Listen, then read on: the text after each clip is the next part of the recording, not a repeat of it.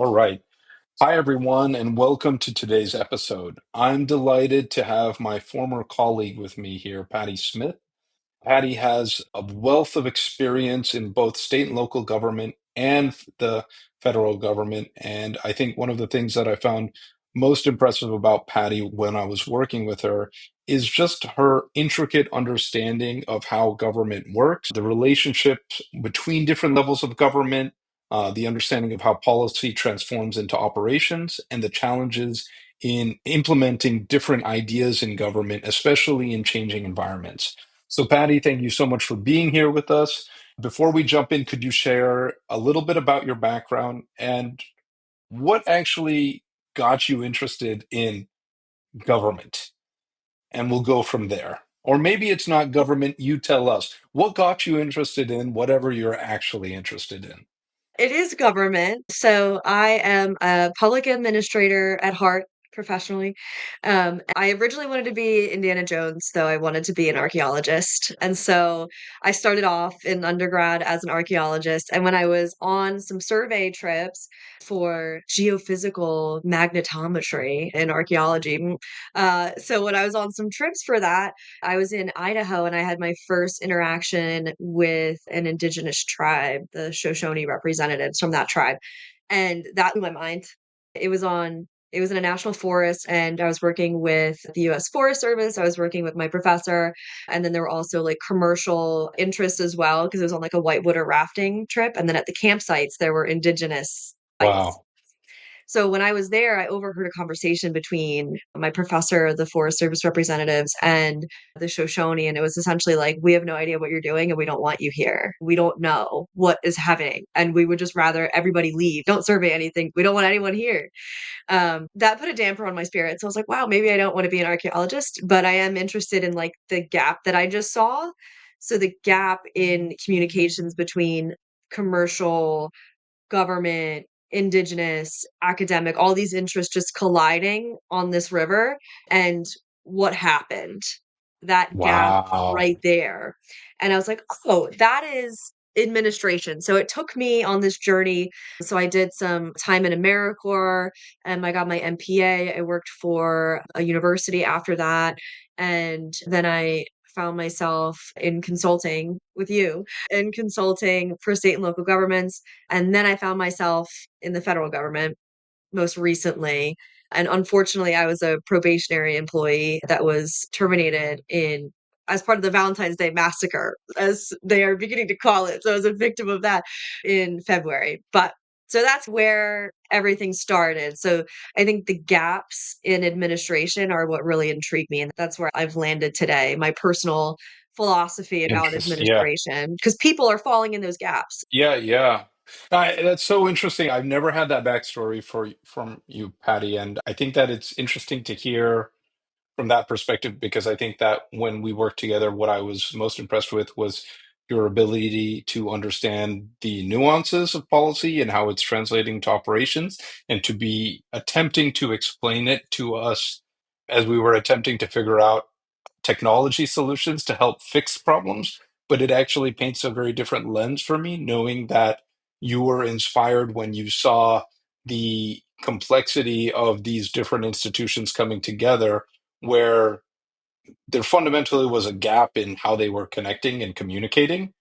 And so you couldn't do something like an archaeology, and I don't know if it's appropriate to call it an expedition, but you couldn't do that without creating distrust. And that is really fascinating. There was a very human aspect to it rather than oh, I'm interested in making things more efficient. It was, we have a human level impact due to policy and operations. And how can I help fix that? Is what I'm hearing you say. Let me know if I'm totally off base there. No, that's exactly right. And then what I essentially was part of it, I came into this with rose-colored glasses, right? Like I'm Sure. going to preserve indigenous heritage. And then Yeah. that's not on the surface, yes, that is what was happening because the commercial aspect of this, the whitewater rafters and the boating companies, they're going to keep bringing people into this forest, right? Like they have the permits, Yeah. they're going to do it. The government's going to keep allowing it because it gives them money, right? This is a huge tourist spot. And then the government is trying to do a good thing and preserve indigenous heritage. But the people who actually own the heritage are and who, previously owned the river and still have rights to it, they're saying we don't want anyone here. So it Yeah. was a big tangled Gordian knot, I think, of public sector problems. And that's how I think, even more so in the private sector, I think the public sector has these big knots because you've got Yeah. so many people that are involved in the process and have rights to the process. Yeah. Yeah. I love it. I love it. It's such a wonderful way to explain complexity of the systems and structures that we're all a part of every day. Could you explain for all of us what are the fundamental relationships between state, federal, and local governments, and explain how these different layers of government interact and how that actually impacts everyday citizens? Because I think that I'll put my opinion out there is that I think that one, I think that the level of complexity is not appreciated. Two, I think that this idea from federal law to state law to county to city, there's so many different layers here. And as an average everyday to day citizen living in this world, working in our country, do I truly understand how these all these mechanisms work? I can say I have a good idea. I do work in the space, but I doubt it's as good as it should be. Yeah, and I think it's hard because for the most part, when you're walking on your street, on your sidewalks or whatever, and when you're in your life, you are actually most affected by state and local laws and Mhm. policies and administration. But when I feel like government gets all lumped together. So if Sure. one aspect of government is bad, right, then all of government is bad. And it's what you experience, but there are different levels. I run into a pothole on the street, that could be either my township or that could be a state problem, depending upon who owns the road. But and that's the actual issue. And where Yeah. the federal government comes into play is mostly in distributing money, like honestly. And that's important because the state and local resources don't have access to the tax structures that the federal government does. So it is a redistribution. And so that's why I think when people are mad at government, I would definitely encourage everyone to get involved at the local and state level. They have so many commissions, township meetings, and I tell everybody go light up your town council meeting if you're mad about Mm. something. Go speak your mind, tell them that because that's where you're actually going to encounter problems or experience things for the most part, besides filing your taxes for the most part. And I think that's the funniest part. If you wanted to get like chickens in your backyard, right? That's a local problem, right? If you Sure. decide to violate your chicken ordinance, then your township code officer is going to come up and say, "Why do you have 36 chickens in your backyard?" Sure. That's what you're going to see. Or the road situation, like I said, in your day-to-day life, you're existing in the state and local regulations and policies and administration as opposed to the federal government. Sure. Sure. Yeah, that makes a lot of sense. So why don't we, what I'd love for you to share, because I think of that, gosh, and I don't remember the name of it, that video that a lot of us saw when we were in grade school about how something becomes a The bill? law. Huh? Was it Schoolhouse Rock. school? Yeah, Yeah, schoolhouse rock. Oh, like that was as far as it went. I suppose it got a little deeper in AP history or something like that I yeah, recall, but that's about it. But I think that if you can share and like from the legislative process to regulatory to policy, what are these different things? How do they public comment periods, stakeholder engagement? How does this mechanism actually work? When we see anything happen, what are all the things that have to happen for that thing to actually happen? yeah, If That's a lot of not saying anything specific, so you can use whatever example you want, but I think you know what I mean. yeah. Yeah, back to the Schoolhouse Rock days. I feel like that video has been burned in everyone's memory, and that's what you think of. And for the most part, it is true, right? The legislative body, your elected representative, notices maybe a problem in their district, a problem at the state level, and they go to either the House or the Senate, and they're essentially trying to get people on board to open up budget lines and appropriations. They call it like the appropriation cycle to get funding to address whatever that problem is. Okay, let And me ask a quick question here. What's Mhm. the difference between a budget and appropriations?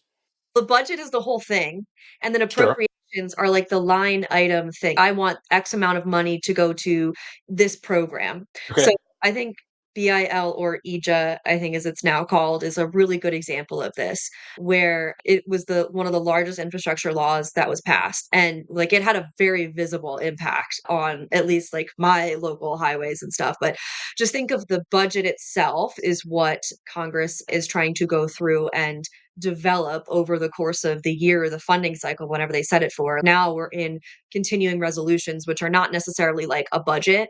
The continuing resolutions are just like a stopgap measure until you can get to a budget. But the appropriations are that line item amount. Like, I want X amount of funding to go out for like highway infrastructure across the US. Sure. And then Okay. the states come in once you've appropriated that and you've passed that, then you open this up. Okay, the federal government has this highway program, and then it could be states, it could be smaller, maybe like highway entities. It depends, like who owns it. They go in for that money and they're submitting proposals and scopes of work to try and grab that money from those programs. You get that, and then there's another layer, right? So the state or whoever ends up getting that funding, they're not going to be the ones like sending out their crew to do it, right? They might not. They're not going to do that. They pay contractors to go out Sure. and do that. They're still beholden to federal laws, and the federal entities Sure. are still going to look at them and be like, "Are you complying with regulations? Like, you need to report this to us, and you need to report what you're spending to us." So then that goes down to the contractors, they end up doing it. That's what like, when you see the people out on the highway, you're seeing the contractors fulfilling that work with state fund at that point, but it's actually funded by the federal government. So that's the whole ladder that you go down and you're looking at, and that's how you actually see improvements in your community. Okay, let me ask. Okay, we have a bill, or sorry, we have the budget, then we have the basically the appropriation, and in this example, you were saying fixing up the highways, etc. And then now tell me, okay, so that's there. Now, how does a regulation come into play here? So regulation comes into play like from either like feedback, right? The lawmakers are getting feedback about something that's going Sure. on, or it comes through either like through the judicial system. So So, can I just ask just one question, just to pause you Mhm. there, Patty? So, let's take your highway example, right? Is there a regulation for saying highways must be minimum this width or something like that to be Yeah. considered a highway? Because I think that's where I think it's important to recognize how the regulations then kind of mold how a contractor might be doing work on the highway. Yeah, and that could either be at the federal or state level, depending Mm. upon who gets it. So you can have state level regulations, or you can have like federal regulations for like what you're designing, whether it's either it could be the height of the road, it could be the like slope at the edges of the road to make sure that water runs off properly. It Sure. could be all of that. And so you've got this layer, it could be a federal requirement, it could be a state requirement. The federal is always going to supersede the state requirement, Mm. but if there is no federal guideline on that for that particular aspect of the project, the state will set that. And that's important, I think, because when you do something wrong that isn't up to this standard, that opens it Mhm. up for litigation, right? So then Huh. that's when Yeah. the judicial system comes in and says, "Hey, you did this wrong, or it resulted in damage or harm to someone who's using the roadway. You're going to lose a lot of money because you're going to get sued." Yeah. And then after that, when you have so much case law that's being developed, "Hey, you were doing this wrong. A lot of different people said you're doing it wrong. that's when the feedback loop happens and the administrators, either at the state or federal level, say, we got to do something about this. We should maybe develop a standard, or we should adjust the standard that's already there. That's the layer. It's like a continuous feedback loop between the legislators creating this, the executive branch agencies distributing the money, a branch serving as that feedback process from people who are either harmed or have or will experience harm back to the legislatures. Hey, this isn't Sure. working how we wanted it to. Sure. Yeah, that makes a lot of sense. I think it's personally, I'm thinking back to experiences where I worked I remember when No Child Left Behind was enacted, and so a lot of school systems, large school districts didn't have the technology in place to actually report on Yeah. No Child Left Behind. And so we were implementing large scale student information systems. And the level of complexity just blew my mind, right? This is hundreds of thousands of students and being able to report on how they were doing on their exams and attendance and all of this stuff to help dictate funding. And so it really came to life for me as to that translation from a law to the policy to what we ended up doing on the ground.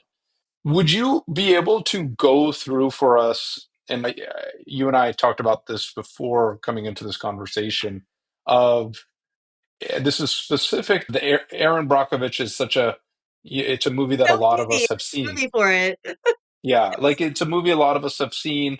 I mean, I thought it was an amazing movie in its own right and story. But if you could talk about, as it was, the hexavalent chromium drinking water issue and regulations around that, and how that all law and public advocacy and how that influenced regulation there.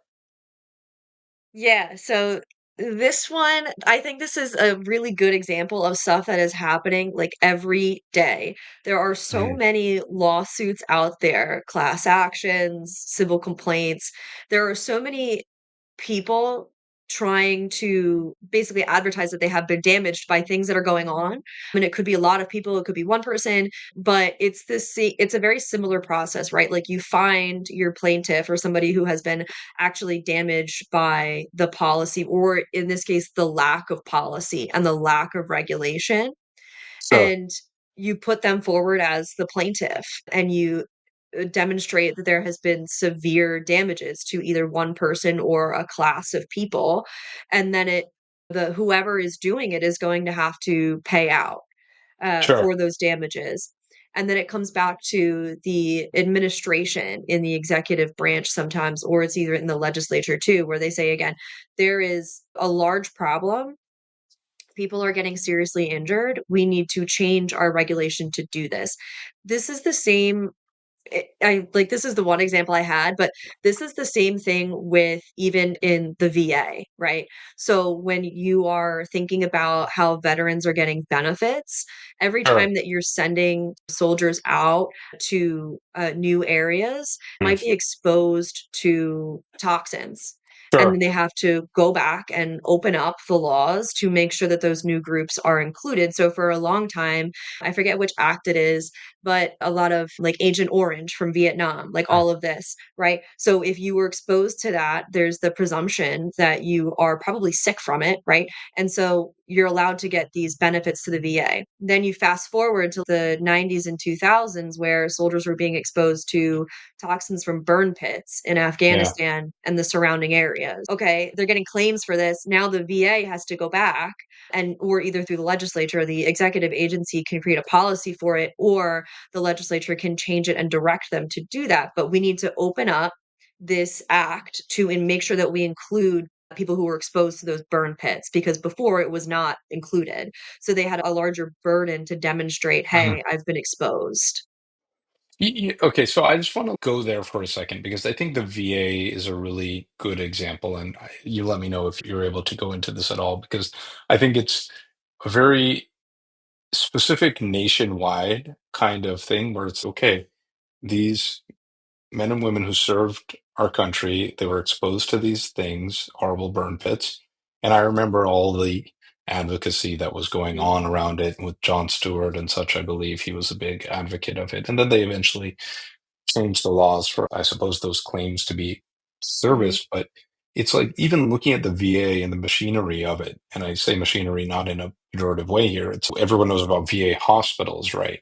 But then you just said claims. So in essence, there's almost like insurance, basically. Mhm. And then whatever, for a second, could you share what are the different components of the VA just to help illustrate the complexity that we're talking about here? The VA is a behemoth, honestly. Yeah. Like, I started, assisting a friend with processing some claims, for veterans to the VA, and it exists in a tension between the desire to make sure that veterans are taken care of, but also the responsibility of taxpayer funding. So Yeah. that's where the VA sits. So they've got to make sure that they thread this needle to make sure that all the veterans are taken care of, but that they're still being responsible stewards of taxpayer money, which happens across all executive branch agencies where you're caught in this tension. But so they're able to get specific benefits. And I think over time, it's been really difficult because the VA, like they have evolved over time, right? That is something where they started off with these like paper claims and then they Hmm. had to Hmm. transition across like all of technology modernization efforts. And I think I don't want that to be lost to the public is that these modernization efforts have been ongoing and they are massive undertakings. You've got to consistently update the data that you're taking in. Yes. And they don't have at this point in time, like when you are exposed to burn pits or something like that, they don't have a specific data field that says, I was here at this point in time. They just put a flag on it. They put a special handling flag on it because the system has not evolved to, say, Agent Orange or Yes. burn pits. Well, They it's don't. okay. So I just want to talk about that for a second. I love to think about the complexity of this stuff sometimes, and it's not that it sounds simple in its nature, but I'm just thinking about that for a second. So now burn pits are they're saying, okay, burn pits are going to be a part of the claims, but then someone has to say what accounts for burn pit like that the claim will be processed. And then someone has to figure that out. Then you have to actually operationalize that such that what documentation needs to put in. Then someone's going to review said documentation. Then the system is flagged to start paying out claims. Is that kind of how it would work? Yeah, and it's hard because they have to get supporting documentation and doctor's evidence essentially, right? Yes. That you have a problem and not all doctor's office is going to have the same type of documentation, right? So then your Sure. system has to be able to take that in. You will at the end of the day, like probably always need a human reviewing these claims, right? Like you can have Yes. data to help it, but at the same time, the information that you're taking in is going to be so disparate. It could be doctors in the US, it could be doctors in Germany, right? It could be doctors across the world, wherever this service member ended up getting reviewed or having a physical Wow. evaluation. So you've got to be able to take that record in. You have to be able to interpret like the system. If it was so smart, it would have to be able to understand like x-rays, MRIs, like that sort of stuff. I always think you're going to have a human reviewing that, but you have to essentially demonstrate a couple different factors. Like one, that you were there at that point in time. So you need to have a personnel record that reflects that you were there. And over the course of however many decades, service personnel records might look a little different. So you've got to have the proof that you were at this place and at this time, and the likelihood that you were exposed to this if you were on active duty or not. And then you also have to have like that, like I said, like that doctor's proof that, yeah, you're actually suffering harm from this afterwards, right? Like you Yeah. have cancer or you have something like that that's a problem for you and you need benefits to help you cover that. Yeah. Yeah. That makes a lot of sense. I think that it's humbling to just, and I think going to your original kind of point here of it's this all these different institutions and human level issues coming together at one point, and there's an attempt or clearly an intention to take care of people, but then in the same token the complexity of it can't be understated as well. Like how do Yeah. you make sure you do things fairly across all people? How do you make sure that there is not fraud? How do you make sure that there is that employees are being trained so that person A comes to one claims adjudicator and another adjudicator, but they get the same service. Like anyone who's worked in any public sector or private sector organization knows how hard of a challenge that is to create consistent service from their staff that are working with people. And I think it's humbling, frankly. Yeah, and you gotta think about it's about the records that you might be getting, right? Like, you've got people who are still alive, who are getting benefits and could have been veterans in from World War II, right? You might be getting, like, some chicken scratch doctor's note from 1952, something like Yeah. that, and that's not a very standard there's you have to have somebody reviewing that, right? Like, you're not gonna be able to have something that just is able to handle regular inputs, like typing it in, like text field, whatever, but then also interpreting chicken scratch handwriting. For I think that's the problem. Yeah, no, that's interesting. I think, like, and you and I both have worked in this space, so we have some experience here, and I'd be curious, like, what do you think could make it easier? Not to get into opinions here, but I honestly sometimes wonder this because I think we're right now, we just talked about moving from policy to the operational reality of something. And then, I think to myself, as someone who works in technology, perhaps AI and some of this can help where you can read through a document more easily. But then to your point, it just seems that human intervention at some level is needed. We don't have our data structured enough. Anyone who's worked in healthcare and ICD 9 codes and then the evolution to ICD 10 knows how complex that is. And what do we do? How do we make it less complicated? And if you don't have an answer for that's okay to say, Christian. I just don't know. But what comes up in your mind? Because I think, My well, it and I'll ask it in two forms, okay, Patty? Is that one is that we have a regulation and then we create something, and then another regulation comes in that changes that previous regulation, and then there's policies that are conflicting, and then we're trying to take away regulation, and then it's like we have like a knot, right? No one yeah, knows how to untie it. And I feel a lot of compassion for not only those stuck trying to get what they deserve, but also the folks attempting to resolve things that weren't problems they created. And they don't have the power to say what is right or wrong necessarily. yeah. I this is me, I think we just need more legislators that are administrators, and that is completely biased. However, Yeah, that it's to me, it's true. Like, we've had this technology and government are now forever intertwined. And when sure. you have legislators that are creating regulation without understanding, like we talked about before, what data fields is this regulation going to require? What do I need in order to make this regulation successful? Is it clear? Is the timeline that I'm demanding it be implemented realistic based on the data fields I'm gonna need to produce? Those are all the questions that I think don't get asked enough. Like, you can put it down on paper and you can say, "This would be a great regulation," or "This would be a great law," or something like that, or policy. But if you're doing that without talking through the wildest things that could come up, like trying to essentially break whatever law that you're making, Mm, if you don't do that, your law is going to be confusing. It's going to be confusing to the general public. It's going to be confusing to the administrators who have to do it. And it's going to be confusing to everybody else who has to sift through the data architecture that exists, as we know. That's the problem because I think good regulation takes that into account. It understands what it is trying to regulate, and it also understands that there's a problem with spewing out too many data fields, right? sure. And then you're adding to this data ecosystem with no regard. And then a year later, somebody new comes into office and they say, nah, we don't want it anymore, scrap it. Then all the man hours and money that you have used to try and get something off the ground, gone. And I would use the example of direct file for taxes Mm, now, actually. I think it's 18F. I think it was called. It was that department in USDS and US Digital Services.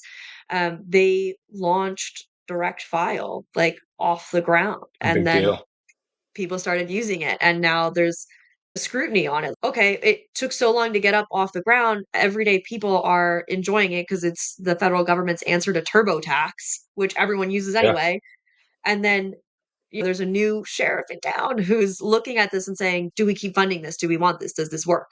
And I think that's an example of how the tides change, and then you look back at the regulation, you're like, "Do we want this anymore? Do we want this program anymore?" And again, it's that Gordian knot. Yeah, that's so interesting. I think that this thought about it is what does it mean to create a good law or a good regulation, and then thinking about the downstream impacts of it. And I think the end-to-end life cycle of anything one creates, as if it has almost a gravitational force around it of Yeah, everything that it pulls into its orbit, and really respecting the complexity of that. And I think that I tend to think of things from a technology perspective. And one of my preferred thought exercises that I have with technology is don't just think about technology for when you're implementing it. Think about when you want to get rid of that technology and how are you going to get rid of it? Because technology gets old and it starts to be a weight on the operations in the system and you have to get rid of it. And that's inevitable at some level because they outgrow the systems they were meant to serve. And if you don't think from the end, then you just keep creating a mess because you're like, maybe we can make it work. But if you had that thinking from there, you would have simplified it. So you've architected something to be replaced with something better. And I can't help but think that with a law, a policy, a regulation of if there was a life cycle based thinking to a regulation where one was thinking to the end of how it's actually going to get implemented, that would change things. I think, but you're also bringing up something really interesting that I can only imagine. And now I'm getting into politics of like sometimes there's a regulation that's already there that takes care of something, but then I'm sure that new ones with a little change comes in because it's like good it marketing looks as a good. polit. It looks Yes, good, right? This is such a weird. This is such an odd analogy. It reminds me of I think it's metformin actually, or that the pharmaceutical companies keep doing just a minor tweak to it to I believe to keep the patent the going on it. patent.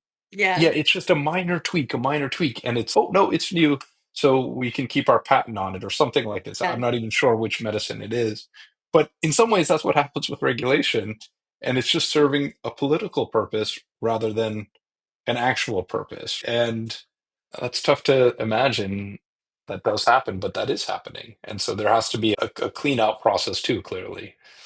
yeah. I do think, like, going forward as, like, time goes on and as everybody has become more familiar with technology and with Mhm. software, I am hopeful. I am hopeful that there will be more legislators who are in there, and when you're making a regulation, understanding that we are forever intertwined and enmeshed with technology. So at the same time as you're putting together regulation, you have to think about what technology is going to be required Mm, to fulfill that. sure, And that I'm hopeful going forward that this is something that as we just begin to live in this technology environment that it will address itself.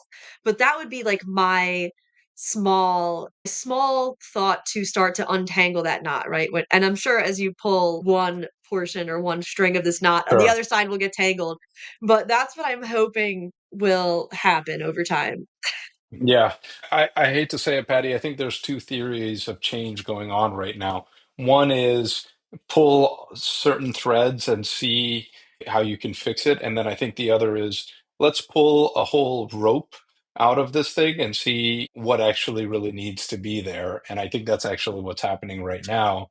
And we're seeing the complexity of redesigning a cruise ship while it's cruising along. And so that's its own humbling reality, I think, as well.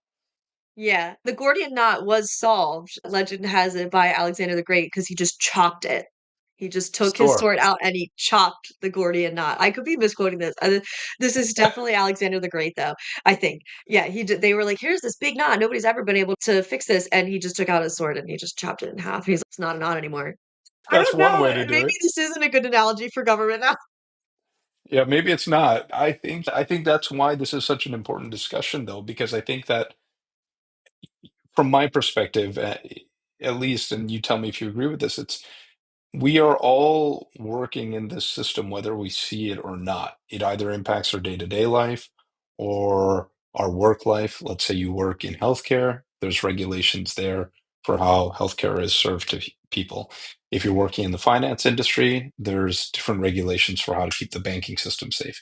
All of our systems have some sense of boundaries. And I think I would be curious from your perspective if you were to leave any final thoughts for folks to take away to better understand this space, but also what they can take away for their work and maybe even their lives as they think about policy and operations and technology. I would encourage everyone to go to a township council meeting first and foremost, right? Because I think you don't get a sense of the legislative process from Schoolhouse Rock, but you can go get a sense of it. And it might be boring. Your first one might be boring. It might be like, what's going on? But I would highly encourage everybody to at least attend one township council meeting in their lives so that they can see in their community how the legislative process works, how ordinances are created, so that you can Wow. begin to understand that complexity. That is something that you can go do next week because the township council meetings are like every month. So that's my call to everybody. And then when you have that understanding, I would also encourage like the data side of things, right? Like when you hear of a regulation, think about, okay, how would I implement that? Sure. That's the next question. Try and put yourself in the shoes of an administrator or somebody who gets the regulation in their hands and has to decide what to do with it. I think that's such good, interesting thinking to put out there, and I You love it. better I go to love your it. township council. You I have to go am to the going next to. one. I'm thinking to myself, I've never actually been, so I actually have See? no idea how my township makes its decisions and what role I play in that as Mhm. someone who pays a lot of taxes Yes. into my township, and they impact my life all the time. And so I really appreciate that, Patty. It was so lovely to speak with you. Thank you for sharing your expertise in this area and your passion for it. And thank you. Thank you so much for inviting me. Take care. Bye. See you.